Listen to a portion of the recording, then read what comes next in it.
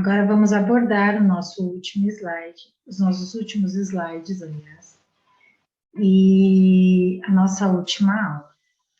E vamos trazer a importância da LDB e o que mudou, quais são os aspectos mais significativos dessa lei. Os dias letivos, que é abordado na lei. O texto definiu o aumento do tempo letivo para 200 dias e 800 horas anuais. Isso provocou e provoca ainda muita polêmica. Pedro Demo, professor emérito da Universidade de Brasília, é o autor do livro A Nova LDB, Ranços e Avanços, que considera a ampliação de horas totalmente inútil, como foi inútil aumentar o ensino fundamental de 8 para 9 anos. Pilar pondera que o aumento do tempo é sim um avanço na garantia do direito à educação, mas precisamos investir e tornar esse tempo mais qualificado e proveitoso. Traz também a formação docente. Em 1990, apenas 1 em cada 5 professores tinham feito faculdade. O tema foi sendo atualizado no texto conforme essa realidade mudava. Como resultado, em 2011, já eram 3 em cada 5 graduados. Já sobre a valorização docente, a LDB abriu caminho para alguns avanços. Entretanto, nem tudo o que está no papel virou realidade, como o artigo 67 assegura o piso salarial profissional. A definição da educação básica tornou obrigatória a gratuita educação básica, além de especificar quais as etapas contempladas, que é a pré-escola, o ensino fundamental e médio, e com o tempo expandiu para o ensino básico para 9 anos e passou a determinar a matrícula de crianças a partir dos 4 anos. A educação infantil sai do campo da assistência para a educação. Isso influenciou bastante no Fundo de Manutenção e Desenvolvimento da Educação Básica e de Valorização dos Profissionais da Educação, do Fundeb, que passou a contemplar a etapa inicial e o ensino médio. Educação básica vem instituir o ensino infantil, o fundamental e o médio, podendo ainda ser o técnico e profissionalizante. Divisão de responsabilidade. Outro avanço foi a especificação dos recursos que a União deveria aplicar anualmente em educação, os 18% do PIB que agora sofrem alterações com a PEC do teto de gastos. As prefeituras que estão mais próximas do cidadão receberam na Constituição a atribuição de oferecer as séries iniciais do fundamental. Com isso, passou-se a debater mais de perto o ensino.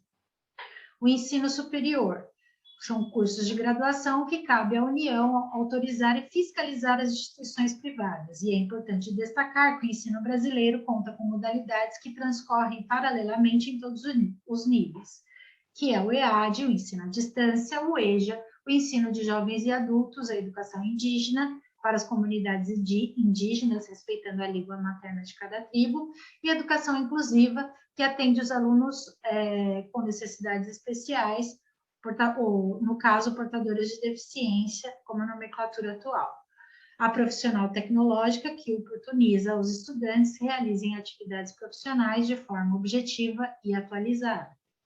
O artigo 36 foi totalmente modificado e ficou assim: o currículo do ensino médio, a ser composto pela Base Nacional Curricular e por itinerários formativos, deverão ser organizados por meio de ofertas diferentes e arranjos curriculares, conforme a relevância do contexto local e as possibilidades do sistema de ensino, abarcando as linguagens e suas tecnologias, a matemática e suas tecnologias, a ciência da natureza e suas tecnologias, ciências humanas e sociais aplicadas e formação técnica social.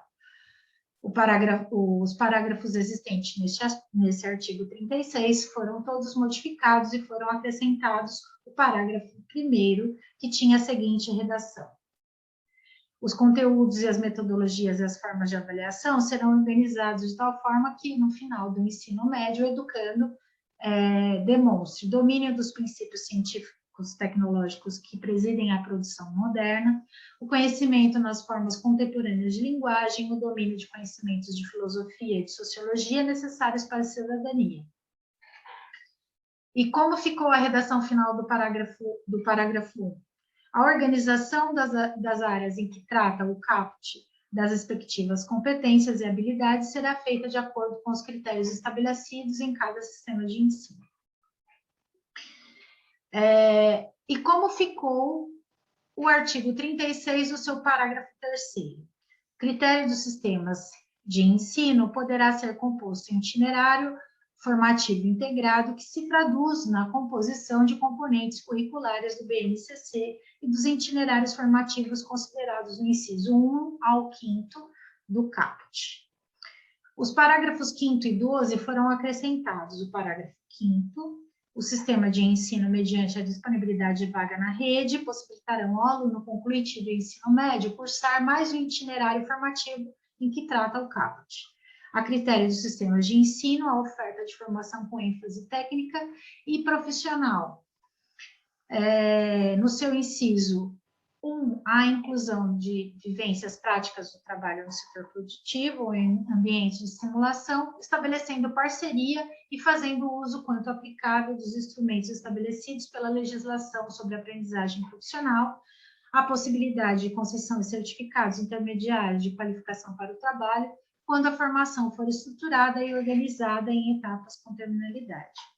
No parágrafo 7º, a oferta de formações experimentais relacionadas ao inciso 5º do caput, em áreas em que não conste o Catálogo Nacional de Cursos Técnicos, dependerá para a continuidade do reconhecimento do respectivo Conselho Estadual da Educação no prazo de 3 anos. A inserção do Catálogo Nacional dos Cursos Técnicos no prazo de 5 anos, contável da data de oferta inicial da formação. No parágrafo 8º, a oferta da formação técnica e profissional, que se refere ao inciso 5º, caput, realizada na própria instituição em que a parceria e outras instituições deverá ser aprovada previamente pelo Conselho Estadual da Educação, homologada pelo Secretário Estadual de Educação, certificada pelos sistemas de ensino. No parágrafo 9, as instituições de ensino emitirão certificado com validade nacional em que habilitará o concluinte do ensino médio ao prosseguimento dos estudos em nível superior ou outros cursos de formação para os quais a conclusão de ensino médio seja etapa obrigatória. No seu parágrafo 10, além das formas de organização previstas no artigo 23, o ensino médio poderá ser organizado em módulos a adotar o sistema de crédito com a terminalidade específica. No seu parágrafo 11, para efeito de cumprimento das exigências curriculares do ensino médio, os sistemas de ensino poderão reconhecer as competências e firmar os convênios com instituições de educação à distância com notório reconhecimento e mediante as seguintes formações de comprovação: demonstração da prática, experiência do trabalho supervisionado, atividades de educação técnica oferecida por instituições credenciadas, cursos oferecidos por centros de organizações ocupacionais, estudos realizados em instituição de ensino nacional e estrangeiro, e cursos realizados por meio de educação à distância e presencial mediada por tecnologias. No seu parágrafo 12º, as escolas deverão orientar os alunos no processo das escolhas da área de conhecimento ou de atuação profissional previstas no caput. Só no ano de 2019, foram 4 regulamentações que modificaram a Lei de Diretrizes e Bases da Educação Nacional. A Lei 13.796 assegura a liberdade da consciência da crença. Então, ausentar-se da aula ou prova agendada para o dia em que, de acordo com os preceitos de sua religião, sejam vedados. Então, as pessoas que têm lá como crença, por exemplo, a religião adventista do sétimo dia, se tiver prova marcada para sexta-feira, após ao pôr do sol, ela vai poder fazer essa prova em outro dia. A Lei 13.803 exige a notificação de faltas escolares ao Conselho Tutelar. Então, quando a criança extrapola falta superior a 30% do percentual permitido por lei, aquela instituição de ensino ela tem que informar ao conselho tutelar para que possa ser tomadas as providências para que não haja evasão escolar. Na Lei 13.826, dispõe sobre a divulgação dos resultados dos processos seletivos de acesso a cursos superiores de graduação, e na Lei 13.868 inclui disposições relativas às universidades comunitárias. A LDB atualizada de 2021, quais são as principais mudanças? O presidente Jair Bolsonaro sancionou a Lei 14.191 de 2021, que insere a educação bilíngue de surdos na Lei Brasileira de Diretrizes e Bases, como uma modalidade de ensino independente, antes incluída na educação especial. O que mais pode mudar? No entanto, o que mais pode mudar a partir da Lei de Diretrizes e Bases de 2021? Existe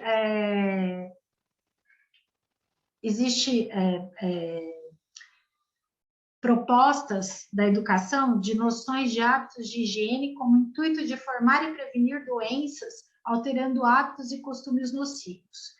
No projeto de lei 3.879, insere o artigo 70 da Lei de Diretrizes e Bases atual, o pagamento de proventos de aposentadoria dos profissionais de educação entre as despesas consideradas como manutenção de desenvolvimento de ensino.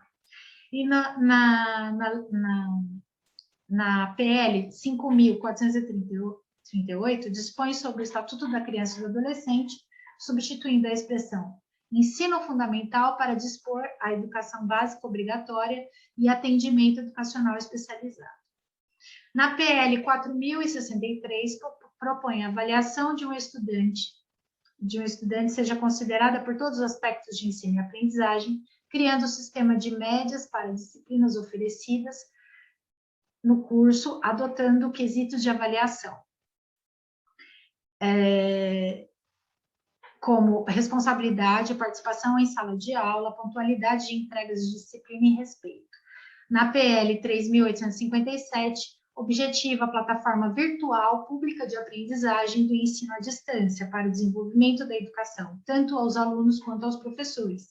Além desta, é claro que tramita no Congresso Nacional inúmeras outras propostas de lei visando a alteração da Lei de Diretrizes e Bases. Então, o mais importante a ser gravado nessa situação é que a Lei de Educação brasileira, ela foi sancionada, ela inicia-se no ano de 1961, ela finalmente é aprovada com um texto em 1996, que vai ser proposto inicialmente pelo deputado Darcy Ribeiro.